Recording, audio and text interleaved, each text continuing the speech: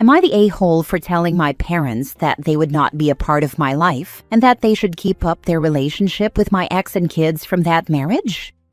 When I got divorced, my parents tried to get me not to go through with it. My ex, Sarah, is the daughter of their best friends. We had 2 kids that my parents adore. My parents tried everything to make me stay in that marriage. Sarah fought me on everything. I finally managed to escape and got what I considered to be a fair deal. No spousal support or child support. She kept the house, and we split our other assets. My parents said I was evil. They actually called me evil for walking away from a cheater and 2 kids that weren't biologically mine. I moved cities for my mental health. I started over. It sucked that I did this without support from my family. My parents pretty much poisoned my extended family against me. I have a job that I can do from anywhere, so I didn't even have to switch employers. My parents insisted on sending me pictures of the kids, so eventually I completely cut them off. I wasn't interested. I am still not interested now. Obviously, they chose to stay in their lives, so I needed them out of mine. It took months of blocking every attempt for them to catch a clue. I remarried 2 years after my divorce. My wife and I just had our first child. I don't know how, but my parents found out. They contacted me through a new phone number. They said that they wanted to meet their grandson. I said they already had 2 grandchildren and to leave my son out of their lives. They said they deserved to be in his life. I said no, and that if I had to get a lawyer involved, I would. I have no idea what is going on with Sarah and the kids. I don't care. I do know that for at least 6 months after the divorce, they were still heavily involved with her and the kids. My wife has my back, and her family understands my past. I never lied to them about why I'm out of contact with my family and my ex. Am I wrong for keeping them away from their first biological grandchild after they chose a non-biological one over me? Now for the top comments. Wait, did you just abandon your kids from your first marriage? Genuinely asking because I'm a little confused. I abandoned my ex-wife's biological children with her boyfriend the father, and my parents. Her boyfriend was part of my lawsuit for paternity fraud, so he is paying child support. A lawsuit for paternity? In the US, children born inside a marriage are legally of the marriage. You can't file a lawsuit for paternity. Where is this taking place? I suspect only in your imagination. I'm almost 100% sure that Florida is part of the United States. Courts can terminate future child support and, in some cases, order the mother to repay past support paid under false pretenses, as detailed in Florida Statute 742.18 and Florida Senate Bill 73 text. Remember when you choose my cheating and lying ex over me? Now I'm choosing to live my life without you. Don't call me again. Not the a-hole. Exactly. They aren't sad they lost a son. They're sad they lost access to a grandchild they view as a status symbol. They bet on the wrong horse, the cheating ex, and are now shocked the race is over. The audacity to think they can just toggle family mode back on is wild. Don't open the door to them. As of now, they can't do anything about grandparents' rights because you have no contact with them. Do not give them any wiggle room. Not the a-hole. Not the a-hole 100%. So wait, your ex cheated on you, passed both of her children as yours, kept the affair partner in the children's lives, and your parents called you evil? Unless your extended family are religious, there's no way any sane person would go after you if they knew that you were not only cheated on, but also had paternity fraud committed against you. Your parents most likely twisted the story and probably added an extra lie or two. But document everything since they now know your new number and your son's existence. They could also harass your wife and her family as well to pressure you. They might even sick your extended family onto you as well. It's worth noting that even if they are religious, at least Christian, the Bible explicitly calls out cheating as one of the few reasons for divorce. Like, straight from Jesus no less. Next story. Am I the a-hole for telling my husband to go stay in a hotel with my in-laws and that my mom was going to come back to help me with our new baby? So I, 28 female, just had my husband's, 31 male, and my first child 7 weeks ago. I had a scheduled induction, so my mom came 2 days before I was induced and stayed with us for the first 6 weeks. She just left last week. She was originally going to stay for just 2 weeks after I gave birth, but she stayed longer because my recovery has been very difficult and I just needed the extra help. My in-laws wanted to come visit as soon as the baby was born as well, but they did not want to stay in a hotel. We have a small house with no guest room, and my mother was sleeping on a pull-out bed in our living room, so there was just no space for anyone else.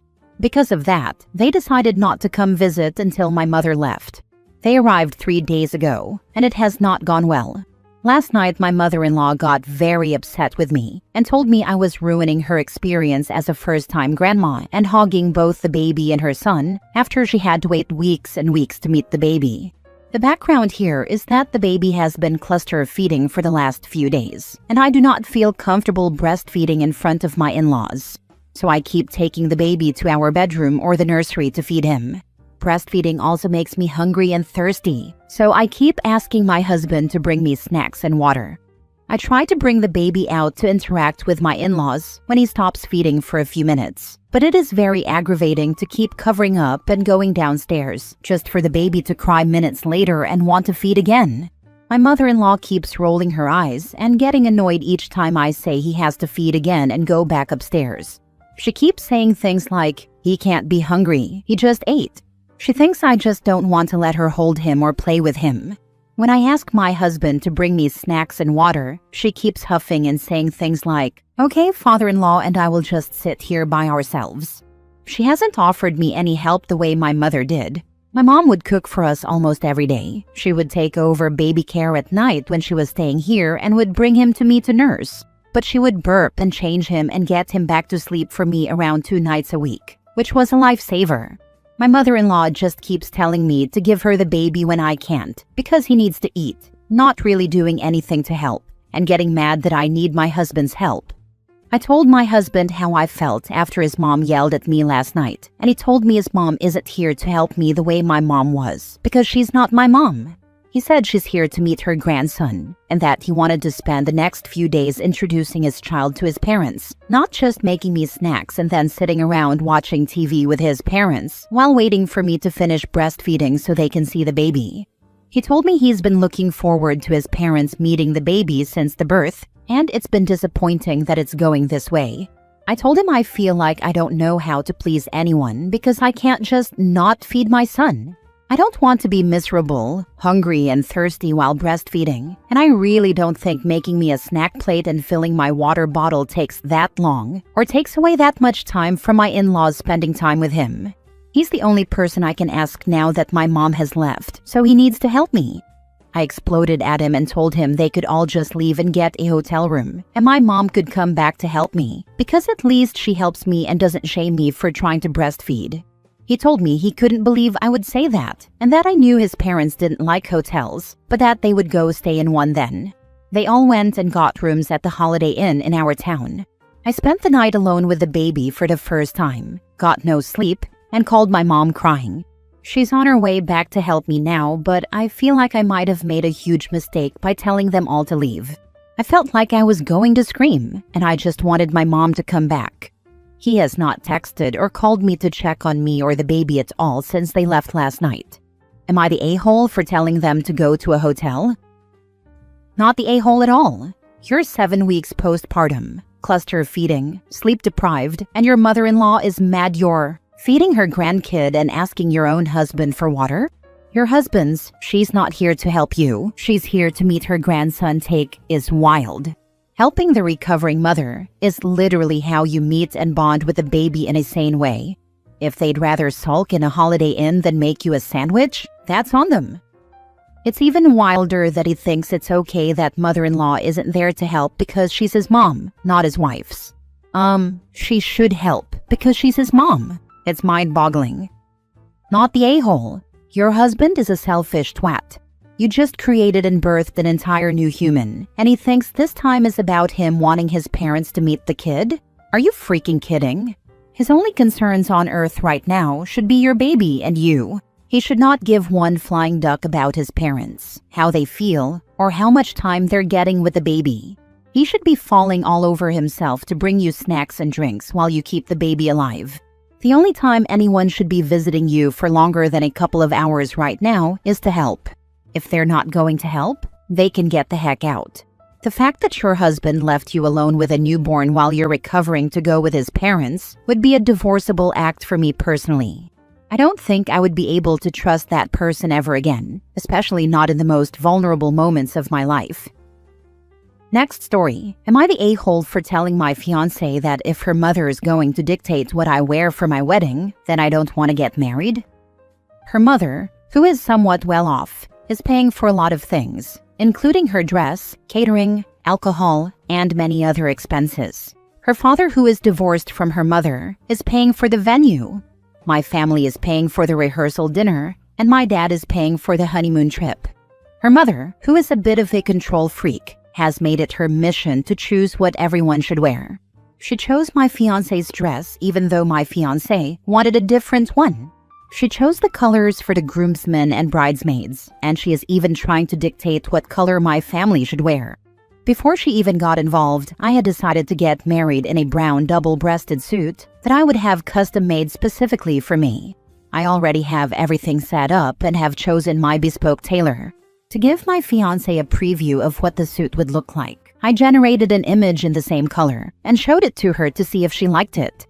She does like it and really thinks it will look very good on me and go perfectly with the colors of the venue and what everyone else will be wearing. Apparently, my future mother-in-law does not like the suit, or at least the color, and she has started sending me different colors that she thinks I should choose instead of brown. I am not totally against choosing a different color, but the issue is that her choices are terrible. She apparently wants me to wear a pink skinny suit that looks awful and cheaply made. I told my fiancé that I do not want to wear the suit her mother is suggesting or even asking me to wear, and that was the end of it. But my fiancé says I should consider it since her mom is paying for a lot of things. I told her that if her mom is going to dictate what I should wear at my own wedding, then I do not want to get married. Now she's mad and calling me an a-hole for not considering the opinions of others. Am I the a-hole? Boom, y'all get married, right? Down the line she gets pregnant. Then it's gonna be, my mom doesn't like that name for said baby. She likes this one more. Remember, she did pay for a lot of our wedding. Not the a-hole. If this is the hill you have to die on, so be it. Because if she can run over you now, that's going to be your whole marriage. Good luck and keep us updated. And that suit looks good too. And if we name the baby Ermitrude, Mom will buy a new car that's safer for the baby. Money will be held over OP's head their whole lives together. I think I know why fiancé's dad left. Not the a-hole. The only person that has a say is your future wife. But what country or culture will this be held in? Is pink a traditional color for the groom?